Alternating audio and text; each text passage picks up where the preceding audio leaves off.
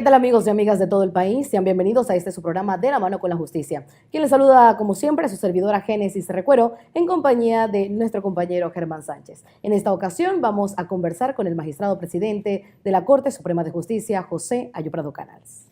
Así es, amigos televidentes, nos encontramos aquí desde el Pleno de la Corte Suprema de Justicia para la primera entrega de esta entrevista con el magistrado presidente de la Corte Suprema de Justicia y comenzamos de inmediato. Magistrado, la carrera judicial ya se ha implementado desde el 2015 con la ley 53, tengo entendido. ¿Cómo está su implementación? Bueno, muy buenos días, muchas gracias. La carrera judicial es un ítem que nos ha venido preocupando desde que asumimos la presidencia en el 2014. Logramos presentar los proyectos de ley, se lograron aprobar en el año 2015, como usted lo menciona, en agosto del 2015. En septiembre de 2015 vamos a la Asamblea a pedir el presupuesto de la nueva ley estrenada en el 2015 para que en el 2016 podamos arrancar con la carrera judicial. Y no nos dieron un solo centavo en el presupuesto. Esa asistencia a la Asamblea fue histórica por parte de la Corte, porque fue la primera vez en que 8 de 9 magistrados titulares de la Corte Suprema de Justicia, más varios suplentes, acudieron en apoyo de la institución para reclamar el presupuesto que era necesario. No se nos concedió el recurso, pero entonces procedimos a ver qué se podía adelantar. ¿Y qué adelantamos? Desde el año 2014, la Oficina de Carrera Judicial, pero cuando no existía la Ley 53, estableció una serie de concursos, convocatorias y concursos. Nosotros reactivamos esa oficina porque esa oficina había sido desmantelada entre los años 2012 y 2013. Quedaron varios concursos sin ejecutar y varios otros trámites que realizar. Logramos adelantar varios trámites de esta carrera judicial, pero sin la ley 53, puesto que eso estaba vigente para esa época. Y con mucha satisfacción podemos decir que adelantamos más de 300 concursos y más de 300 personas que confiaron en el sistema lograron su permanencia aquí en el órgano judicial. Entonces comienza el año 2016. Cuando presentamos la documentación en el MEF y la presentamos también posteriormente en la Asamblea Nacional, volvimos a defender entonces los recursos para la carrera judicial. Se nos adjudicó cero, ni un centavo. El magistrado Fábrega tuvo la idea de rescatar un pasivo económico. Las fianzas en los procesos civiles y penales de los años 60, 70, 80 y 90 que están prácticamente inactivas. Se logró hacer un inventario, fue una tarea muy ardua. Hay que felicitar a la Dirección de Auditoría Interna del órgano judicial al respecto, junto con el resto de las oficinas de dirección administrativa, y a la magistrada Gurtu fue encomendada en esa misión. Con satisfacción podemos decir que ya hemos podido depositar en el Banco Nacional unos casi 4 millones de balboas en certificados de garantía que no han sido reclamados. Se hicieron las publicaciones en los periódicos, se hicieron los avisos y ya pudimos depositar ese dinero. Quedan 4 millones más o menos, un poquito menos pendiente de depósito, y ojalá esos 8 millones de balboas podamos utilizarlo para la carrera judicial. Aquí debo decir que hemos recibido un apoyo que nunca esperábamos, no lo pedimos, pero no nos cansamos de agradecer, por parte de la vicepresidenta de la República, ministra de Relaciones Exteriores, Isabel San Malo de Alvarado. Ella se tomó la tarea, sin nosotros haberlo pedido y sin haberlo consultado con ella, de sensibilizar a sus pares en el Consejo de Gabinete y a ciertos sectores de la sociedad civil de la importancia de la carrera judicial y de la adjudicación de los fondos, y por lo menos tenemos, podríamos decir, como una especie de hada madrina que está ayudándonos en otras instancias a ver cómo conseguimos ese recurso. Así es, magistrado. En otro tema vamos a preguntarle sobre que ya no se pueden hacer juicios en ausencia de los reos. ¿Cuándo y en base a qué norma se ha derogado? Bien, hay una confusión que tiene que ver con la entrada en vigencia del sistema penal acusatorio, de que se alega de que por el sistema penal acusatorio ya no se puede hacer juicios en ausencia. Realmente eso no es así. Panamá fue uno de los últimos países que permitía juicio en ausencia. Todavía hay un par de países más que lo permiten en ausencia, simplemente que estén representados, perdón, por abogado. Nosotros en Panamá hacíamos juicios en ausencia, había condenas en ausencia, etc. El Pacto de San José, que tiene que ver con los derechos humanos, no avala, por decirlo de alguna manera, que se hagan juicios en ausencia, porque eso sería violatorio de los derechos humanos. Panamá en el 2003 cambia su legislación, cambia la legislación a que ya no se hagan juicios en ausencia. El proceso se adelanta hasta una etapa, luego se mantiene archivado, se suspende la prescripción hasta que la persona aparezca. Recordemos que el penal acusatorio entra en vigencia en el 2011 con una ley del 2008, pero ya desde el 2003 ya en Panamá no se podían hacer juicios en ausencia. Miren por ejemplo, ¿cuál es la prueba? Hay una persona aquí en Panamá que ha sido condenada en juicio cuando se permitían los juicios en ausencia, pero se tuvieron que suspender los procesos después del 2003 cuando entra en vigencia la prohibición de los juicios en ausencia. Y me refiero al señor Manuel Antonio Noriega. Él fue condenado cuando sí existía la legislación que lo permitía y ahora está pendiente de unos juicios, precisamente porque esos juicios fueron suspendidos para evitar que fuera enjuiciado en ausencia de acuerdo a la nueva normativa. No es que fue condenado ilegalmente, fue condenado de acuerdo a la ley, pero la ley cambió y por eso se tuvo que esperar que fuera extraditado a Panamá para entonces adelantar esos juicios. Magistrado presidente, hay una percepción ciudadana de un pacto de no agresión entre los magistrados de la Corte Suprema de Justicia y los diputados de la Asamblea Nacional. ¿Qué nos puede decir al respecto? Bueno, en la poca experiencia que yo tengo dentro de la Administración de Justicia, yo he escuchado ya esos pactos anteriormente, solamente que las figuras cambian. En un momento dado se decía que doctor no condena a doctor, ningún doctor va a testificar contra otro doctor, abogado no testifica contra otro abogado, que fiscal no investiga a policía, que los jueces no investigan fiscales, y ahora, bueno, tenemos ahora la moda, está de moda ahora, que el diputado no investiga a magistrado y magistrado no investiga diputado. Pero ese comentario que vamos a tratar de extraer lo positivo. Hay una especie de inconformidad muy marcada de que se hace sentir que no se están ejecutando las cosas como deben ser. Pero lo que ocurre es que hace falta algo de sensibilización y docencia. Los procesos especiales contra los integrantes de la Corte Suprema de Justicia, contra los miembros de la Asamblea Nacional, tienen una ritualidad especial que no inventamos nosotros. Eso viene de la ley y no del Código Procesal Penal con el sistema penal acusatorio.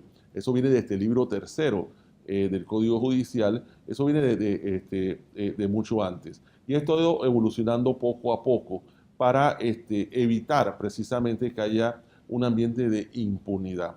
Ya actualmente ya no se habla tanto de que médico no declara contra médico, ya no se habla de que abogado no declara contra abogado, ya no se habla de que policía no investiga a fiscal, fiscal no investiga a policía. Ojalá podamos superar entonces dentro de la comunidad esa percepción equivocada de que hay un pacto de no agresión, porque el único pacto de no agresión que tiene que haber es contra las violaciones de los derechos humanos. No se debe violar el derecho humano de nadie, no se debe victimizar al victimario y mucho menos revictimizar a la víctima. Eso deberían ser entonces los pactos de no agresión.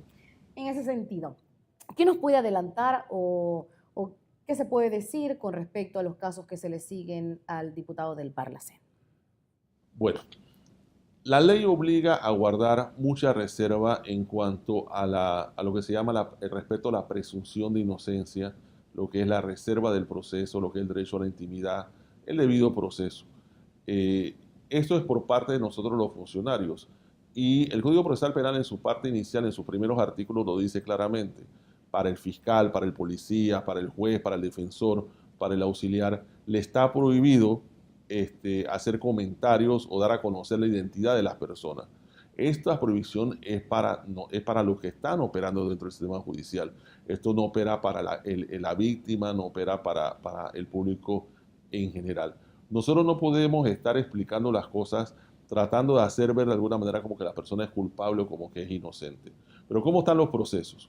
Bien, los procesos primero tienen que ser presentados adecuadamente ante la Corte Suprema de Justicia, ya sea por compulsa de copia o por una demanda o querella por abogado, que tiene que estar acompañada de la prueba idónea de que se ha cometido un delito. No la vinculación se encarga de la investigación, es que se ha cometido un delito, algo violatorio a la ley, una prueba idónea de eso. Luego entonces se admite, se asigna un magistrado fiscal, el fiscal tiene su periodo de investigación y las decisiones que tienen que tomar entonces los magistrados de garantía y después los magistrados de juicio si se lleva a juicio. Eso toma tiempo. ¿Por qué toma tiempo? Primero hay que tomar en cuenta que los magistrados de la Corte Suprema de Justicia no tenemos una infraestructura como la tiene el Ministerio Público. Nosotros tenemos una infraestructura preparada para fallar, para hacer proyectos, para hacer sentencias, para tomar decisiones, no para hacer investigaciones. Entonces no tenemos esa infraestructura. Segundo, no tenemos los recursos, no tenemos el presupuesto. Entonces del poco presupuesto que nos han dado, más que el año pasado, pero insuficiente todavía, hay que distraer fondos para estos asuntos. Y tercero, el hecho de que la persona no esté en Panamá o que no pueda presentarse por la cuestión geográfica, incide de alguna manera, pero no a modo de impunidad, sino a modo de respeto de las reglas establecidas para llevar los procesos sin violar los derechos humanos. Todos los magistrados de la Corte, que son magistrados fiscales, están adelantando sus procesos. ¿Que no se comunica? No, eso no se comunica, eso no se publicita por respeto a la presunción de inocencia.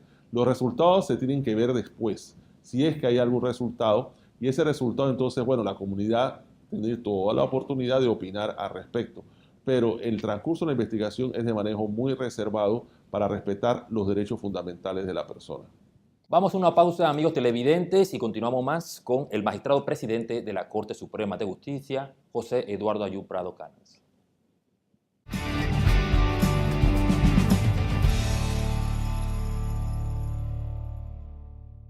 ¿Sabías que en el nuevo sistema penal acusatorio usted tiene derecho a llevar su caso a un tribunal de apelaciones, donde tanto la víctima como el acusado tienen derecho a apelar la decisión tomada por los jueces? Antes de la implementación de este nuevo sistema, resolver este recurso podría tomar meses, incluso años. Actualmente, los tribunales de apelación responden a los casos en un tiempo entre 24 y 72 horas.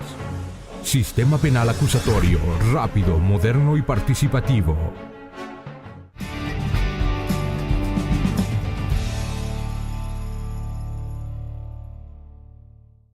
Magistrado presidente, con la implementación del sistema penal acusatorio ya en todo el país, ¿cuál es el avance que ha tenido el mismo desde su implementación ya en el primer distrito judicial? ¿Y qué pasará con los juzgados y tribunales del sistema inquisitivo? Bueno, yo lo que he podido apreciar es que ya la comunidad está como asimilando mejor el hecho de que haya audiencias de garantía, de que haya audiencias de cumplimiento, que haya acuerdos de pena, etcétera. Lo que se manifiesta claramente es cierta insatisfacción cuando uno pretende que haya determinada decisión y la decisión no se lleva a cabo, que es como el deseo que tenemos todos de que algo se lleve a cabo y no se lleva a cabo, bueno, uno manifiesta su insatisfacción.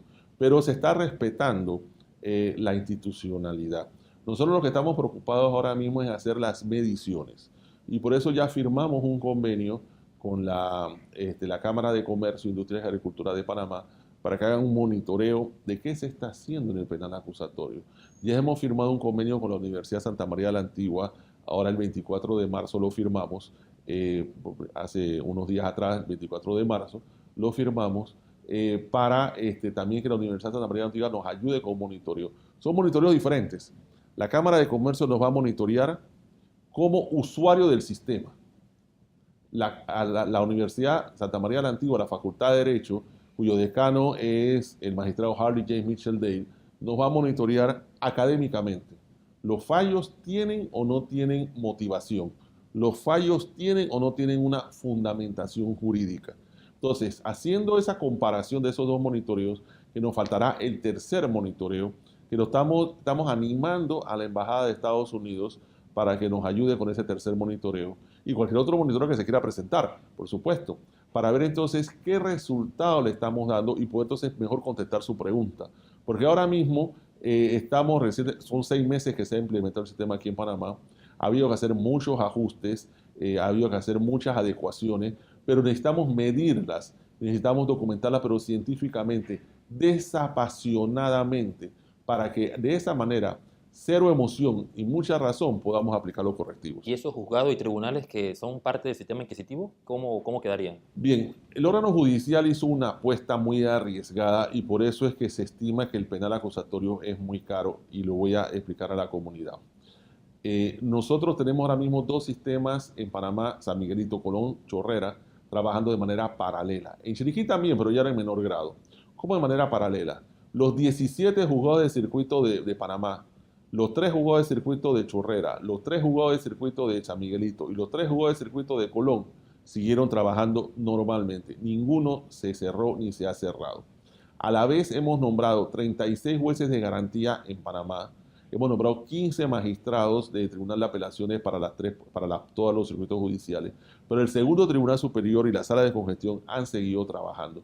Estamos trabajando paralelo, como que hemos hecho otra administración de justicia penal a la vez. Por eso que parece caro el sistema.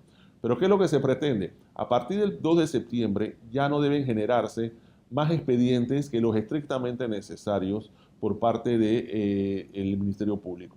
El Ministerio Público entonces nos está remitiendo todos los expedientes existentes que estaban escritos en las fiscalías y en las personerías a los juzgados, que ahora le llamamos juzgados de liquidación.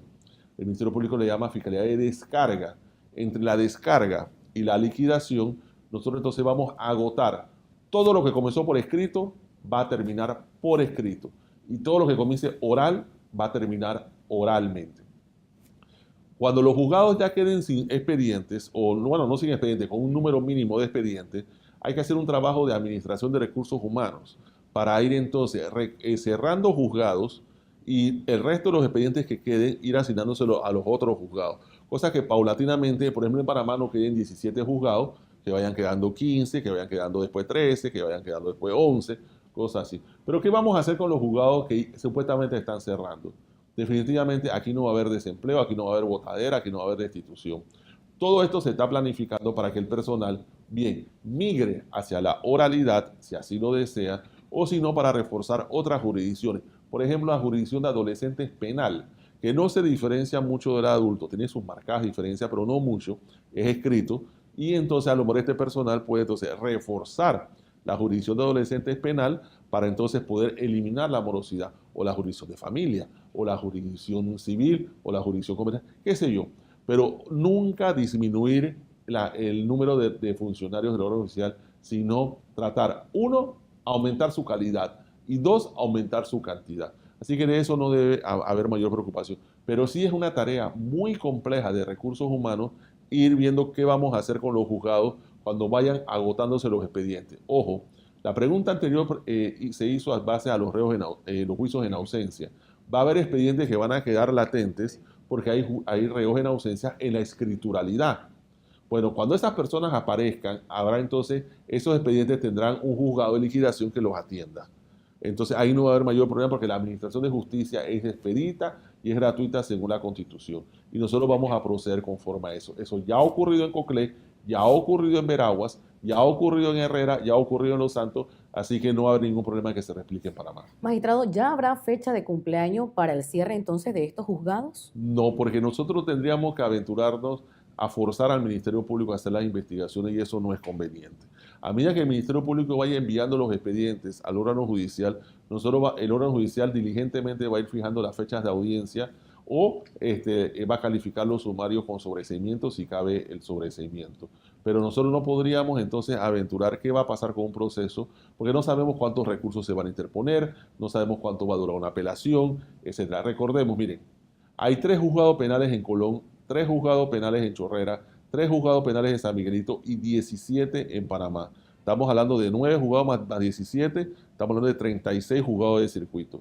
Para esos 36 juzgados, más el EDARI en 37, existen 5 magistrados que ven las apelaciones más 3 de congestión.